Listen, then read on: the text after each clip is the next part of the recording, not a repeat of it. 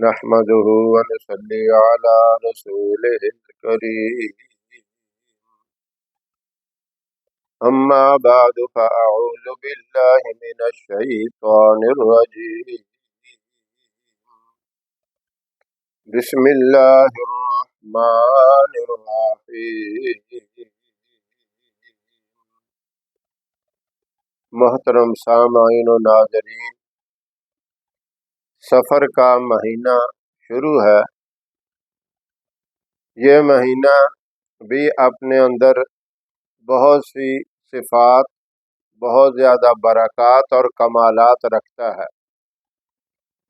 علماء کرام نے ایک بہت ہی خوبصورت اور بابرکت عمل اس مہینے کے اندر شروع کر دیا جائے، اس کے اتنے بڑے فوائد لکھے ہیں کہ اگر وہ فوائد گننے شروع کر دے بندہ تو زندگی تو ختم ہو سکتی ہے لیکن اس کے فائدے ختم نہیں ہو۔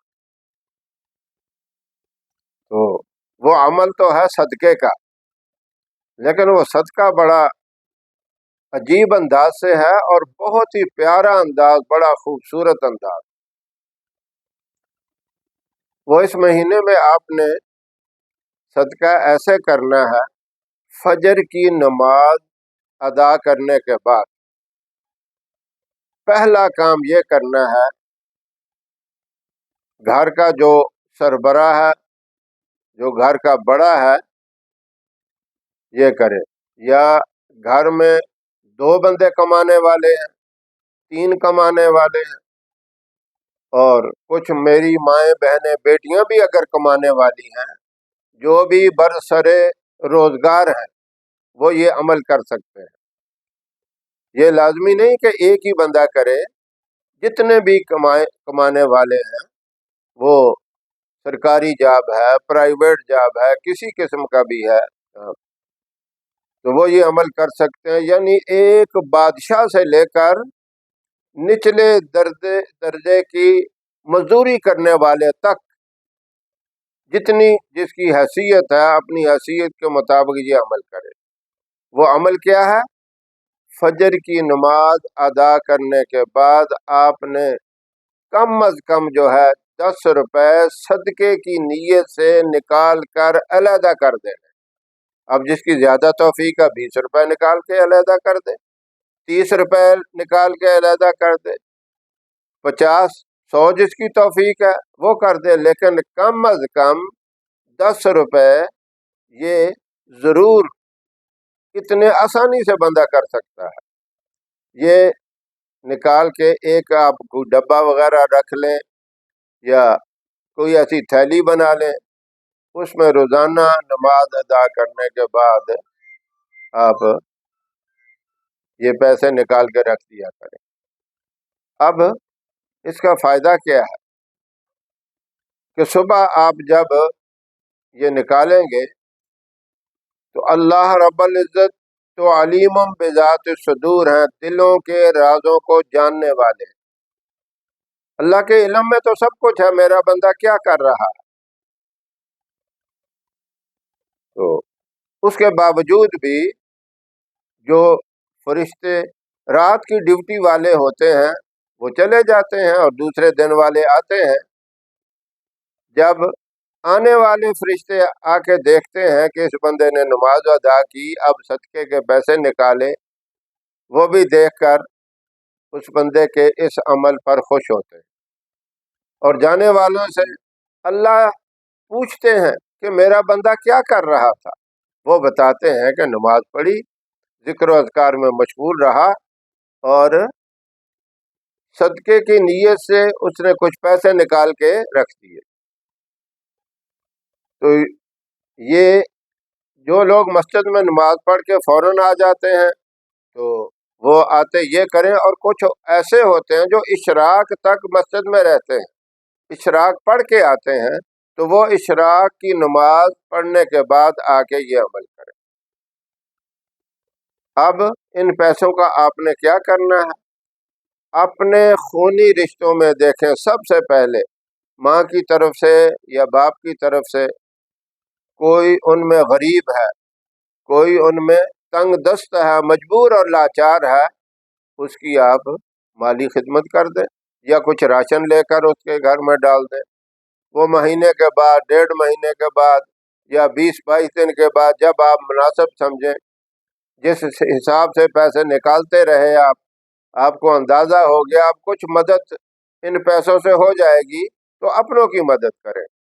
اگر آپ کے ان رشتہ داروں میں سارے صاحب حیثیت ہیں، آپ سمجھتے ہیں کہ ان کو صدقے کی ضرورت نہیں، تو پھر اپنے محلے میں دیکھیں، اڑوس پڑوس میں دیکھیں، ارد گرد دیکھیں، تو یہ دینی مدارس کے اندر بھی آپ دے سکتے ہیں۔ تو اب سب سے اہم ضرور جو فلسطین کے اندر، غزہ کے اندر لوگ بھوک سے جو ہیں مر رہے ہیں، بچے عورتیں، بری حالت ہے، وہاں اگر کسی طریقے سے پہنچا سکتے ہیں تو آپ ان کی مدد کر دیں۔ تو یہ اتنا مبارک اور آپ کے لیے اتنی کامیابی والا عمل ہے کہ اللہ آپ کی ہر پریشانی کو دور کر دے گا، ہر تکلیف کو دور کر دے گا، اور ہر دعا آپ کی اللہ قبول فرمائے گا۔ اب دعاؤں کا قبول ہونا یہ بہت بڑی کامیابی ہے، ہر پریشانی کا دور ہونا یہ بڑی کامیابی ہے۔ کوئی امیر ترین آدمی حکومت کے کسی بڑے عہدے کے اوپر فائز ہے، وہ یہ عمل کرتا ہے تو اللہ رب العزت اس کو اتنی عزت عطا فرمائے گا، سارے ماتحت اس کی عزت کریں گے اور برکتیں شامل ہو جائیں گی اس کے ساتھ، رحمتیں اور کامیابیاں اسے دن رات نظر آئیں گی۔ اور اگر کوئی متوسط درجے کا کرتا ہے اپنی حیثیت کے مطابق، اللہ رب العزت اس کو بھی اتنا اطمینان اور اتنا سکون عطا فرما دیں گے اور اس کی روزی میں اتنی برکت عطا فرما دیں گے وہ حیران ہو جائے گا۔ اولاد کو نیک، صالح اور فرما بردار اللہ رب العزت بنا دیں گے۔ تو نیک کاموں میں اس کو سکون ملے گا، اس لیے کہ اس صدقے کے عمل سے شیطان قریب نہیں آتا۔ جب شیطان مسلط ہوتا ہے، قریب آتا ہے، تو بندے کا نیک کام کرنے میں دل نہیں چاہتا۔ کئی لوگ کہتے ہیں نا، نماز پڑھنے کو دل نہیں چاہتا، قرآن کی تلاوت کرنے کو دل نہیں چاہتا، وہ اسی لیے کہ شیطان غالب آ جاتا ہے، اور کوئی وجہ نہیں ہوتی۔ اس صدقے کی برکت سے شیطان مغلوب ہو جاتا ہے، کمزور ہو جاتا ہے، وہ بندے کے اوپر حملہ نہیں کر سکتا۔ اتنا بڑا فائدہ ہے، تو پھر ہر نیکی بندہ آسانی سے کرتا ہے اور اسے نیک کام کرنے میں دل لگتا ہے، خوشی محسوس ہوتی ہے اور دعائیں قبول ہوتی ہیں، خیر و برکت ہوتی ہے۔ کتنا ایک عظیم اور مبارک عمل ہے۔ اب اس کے ساتھ آپ نے عصر سے لے کر مغرب تک یہ جو وقت ہے بڑا مبارک، اس میں ایک چھوٹا سا عمل ہے، وہ آپ نے 450 دفعہ پڑھنا ہے۔ وہ کیا ہے؟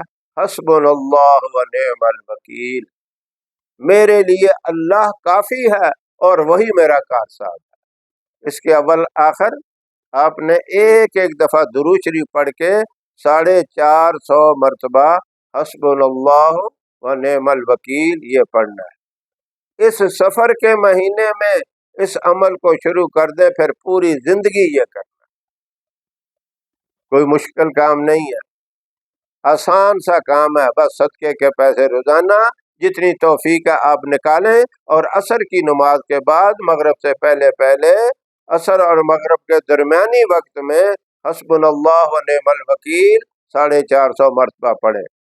اب یہ ضروری نہیں کہ آپ نے جہاں نماز پڑھی ہے وہاں بیٹھے بیٹھے پڑھیں، آپ کو کوئی کام ہے، آپ نے کہیں جانا ہے تو چلتے چلتے آپ اس کو پڑھ سکتے ہیں، پابندی اس میں نہیں ہے، کیونکہ انسان ہے، ہزاروں ضروریات، معاملات اس کے ہوتے ہیں۔